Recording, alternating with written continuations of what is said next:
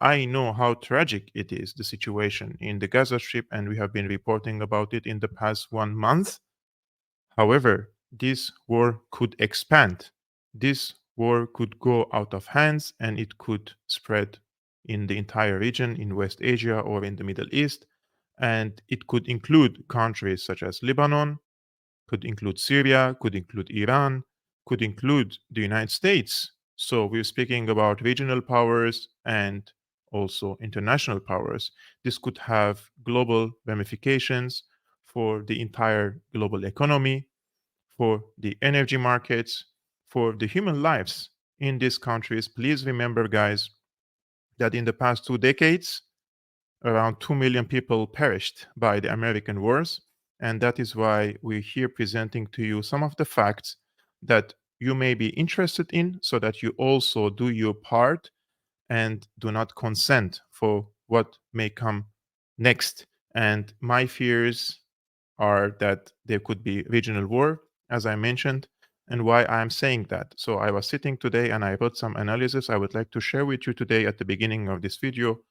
If you guys were following the previous live streamings, I've been warning that the presence of the US aircraft carriers, the warships, and the nuclear submarines in the Middle East or West Asia are not only to quote unquote deter Hezbollah, but also to threaten Syria and possibly also Egypt, to intimidate Egypt to accept the 2.2 million Palestinian refugees and also threaten Syria, as I told you previously.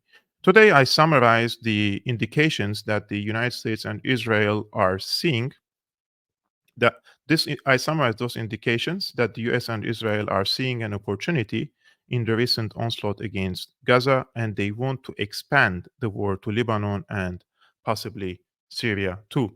The first indication, if you follow the regime change war in Syria initiated by the United States since 2011, you will come to the conclusion that these terrorist groups, that different terrorist groups, including Al Qaeda and ISIS, those are like contract armies of the United States operating under the US command against the enemies of Washington, D.C. And those enemies were mainly the Syrian army, Hezbollah, the National Defense Forces, and other allied militant groups.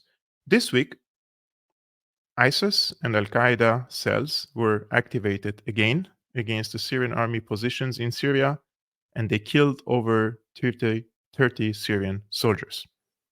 Personally, I don't think these are coincidences.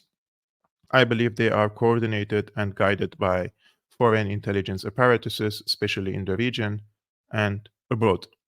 One of the attacks happened in northern Latakia by Al Qaeda. They are infiltrating from the mountains in northern Latakia against the positions of the Syrian army, and those areas are mostly held by HTS, Hayat Tahrir al-Sham, or Al Qaeda, and also the Turkestan army. Islamic Turkestan army are the Uyghurs who came from China. Erdogan brought them first to Hatay or Liwa Iskandaron, and from Iskandaron he pushed them to Syria. There are around 5,000 militants from the Uyghur community. The overall community is around 15 to 20,000 Uyghurs in Idlib. The second indication, the Israeli side bombed today morning actually, a military post for Hezbollah in the central city of Homs. Yes, Homs is in Syria. It is close to Lebanon.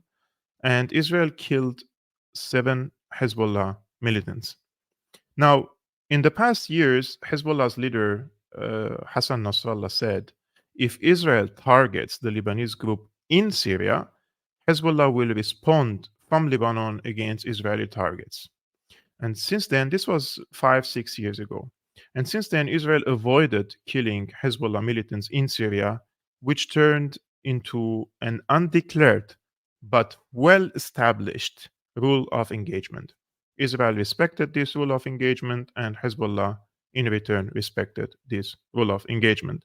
However, today, Israel broke this rule of engagement and hit a Hezbollah site inside Syria, not in Lebanon, which indicates Tel Aviv is provoking Hezbollah for greater response from southern Lebanon against the northern settlements in Israel and hence expanding the war. The third indication, nuclear submarines arrived to the region, and the announcement of the arrival of these submarines to the region, in my opinion, are very important because usually they don't tell the public, the general public, that they have sent a nuclear submarine, but they purposely published this information. And SETCOM, the command center of the Americans in Qatar, they even published some photos of these submarines.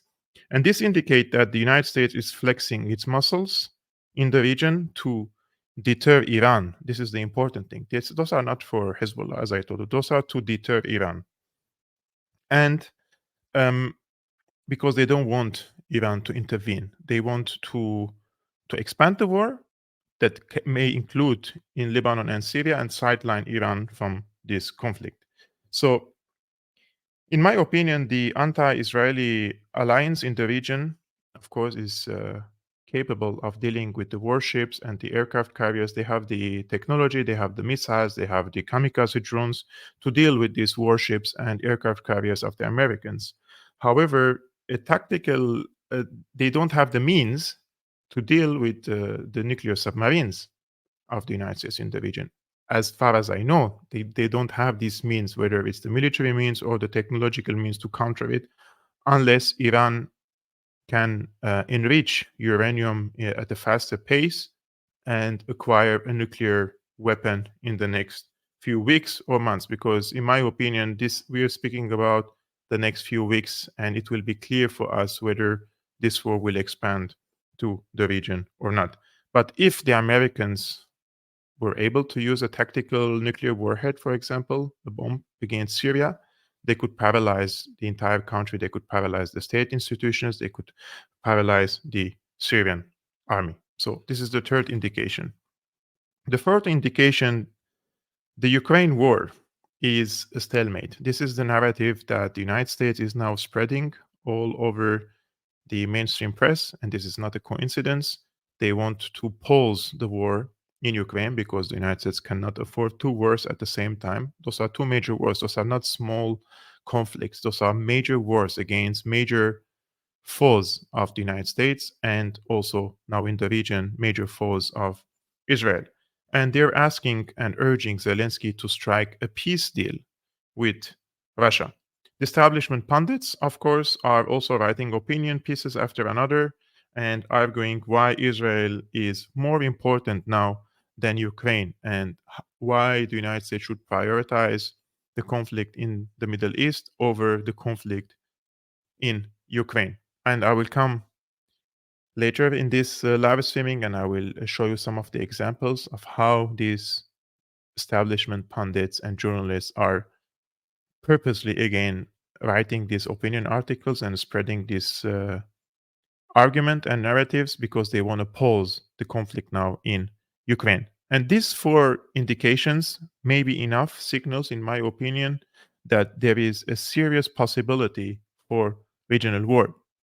In US and Israeli calculations, they see Syria, after 12 years of regime change war, as the weaker link in the alliance which includes Iran, Syria, Iraq, Lebanon, and some other non-state actors in the region.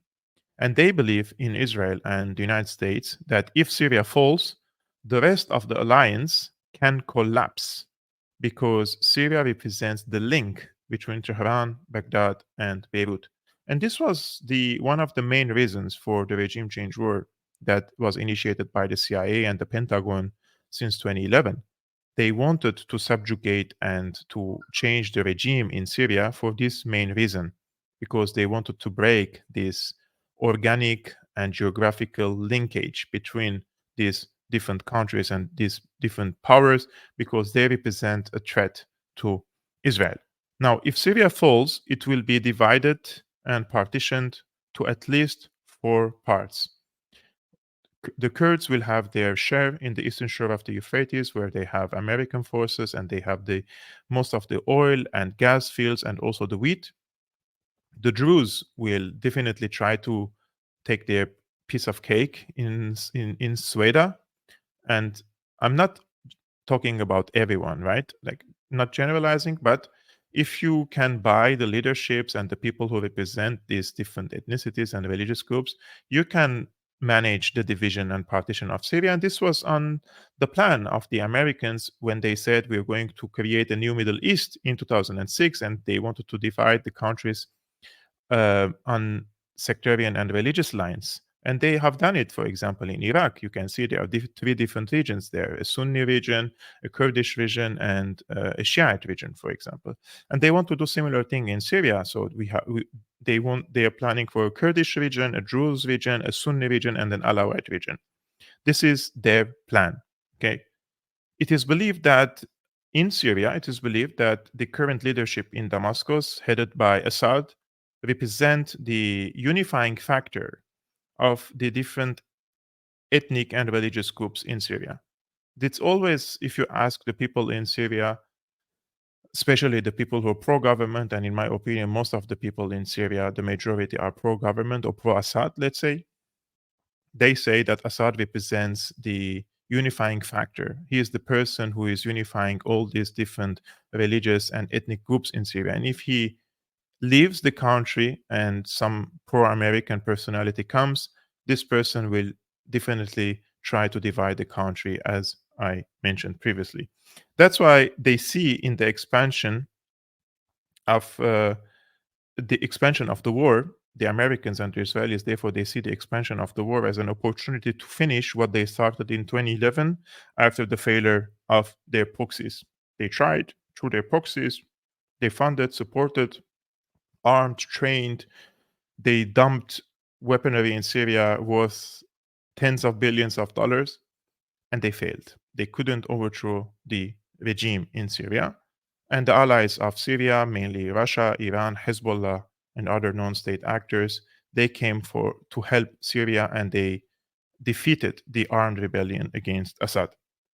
And rest assured, guys, if the US and Israel strike Syria, you will see their proxies moving in the eastern shore of the Euphrates. So the Kurds will try to gain more territories in the eastern shore of the Euphrates, and you will see their proxies in Idlib and in northern Syria, mainly HTS, Jaish al-Islam, Qaeda, and all these elements. You will see them moving from Idlib and northern Aleppo to the city of Aleppo to occupy it again. And of course, they will be supported by Turkey. And in the south, in Daraa and in Sueda, their proxies, they will try to seal the borders with the occupied Golan Heights, with Jordan and with Iraq. And the first thing that the new government will do in Syria, they will recognize the sovereignty of Israel over the occupied Golan Heights. Those are my analysis, those are my predictions of what could happen if the Americans and the Israelis expand the war in the region and try to trigger a regional war. This American project will not only hit Syria, in my opinion, but also will limit Iran's and Russia's access to the region. If you, let's say, somehow paralyze Syria and the regime, or the whatever you want to call it, the leadership crumbles, then of course the interest of Iran and Russia will also be targeted and hit there, right? But also, it will also hit China's interests, especially namely the Silk Road Initiative in West Asia. And we can see nowadays that the Americans are trying to find an alternative route for this Silk Road Initiative. I believe it is coming from India, the UAE, Saudi Arabia, Jordan, Israel, etc. So they're trying to find an alternative for that. And I think that this is one of the also reasons why the Americans have occupation forces in the eastern shore of the Euphrates near the Iraqi borders, because they also want to block China's free access to the eastern Mediterranean. Because if the Silk Road Initiative moves freely between China, Central Asia, and in the Middle East to Eastern Mediterranean, this will be a big boost and boom for the Chinese project and the Chinese investments and the Chinese position in the global affairs. So this is the American plan. How will Syria, Russia, and Iran react? That's the important question that, in my opinion, no one can predict concretely, or let's say clearly, or we have to wait and see how will they react. But if I want to speculate, I think that Hezbollah will definitely launch a ground invasion if it happened on northern Israel. Iran will hit the American bases, warships, and assets in the region, and Syria will fire its long range missiles on Israel. Now, we're not speaking about some of these drone attacks or rocket attacks, right? If this war expands, you will definitely see cruise missiles, you will definitely see ballistic missiles, you will definitely see precision missiles, you will see missiles that can inflict heavy damage on the American positions in the Middle East, in the Persian Gulf countries, its assets, its economic interests. Israel will be definitely hit. So it is a very crazy scenario, right? But I wanted to make this video and I wanted to explain all these different indications so that it can stay as an archive. If it happens in the future, we know that somebody has warned, or we knew that there are indications that could lead into such war. So take it as a just a warning that this could come next. So it's a frightening scenario, but this is what some of the radical ideologues are calling Armageddon. And politicians, talking heads, religious figures, they're speaking day and night about Armageddon and how this war should probably expand and create more bloodshed in the region. And they're expecting the return of the Messiah and all this, in my opinion, illusions. Those are, in my opinion, illusions.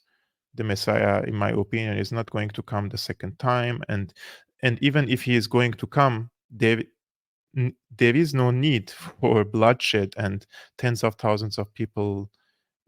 There is no need to perish tens of thousands of people for Messiah to come. What kind of ideology is that?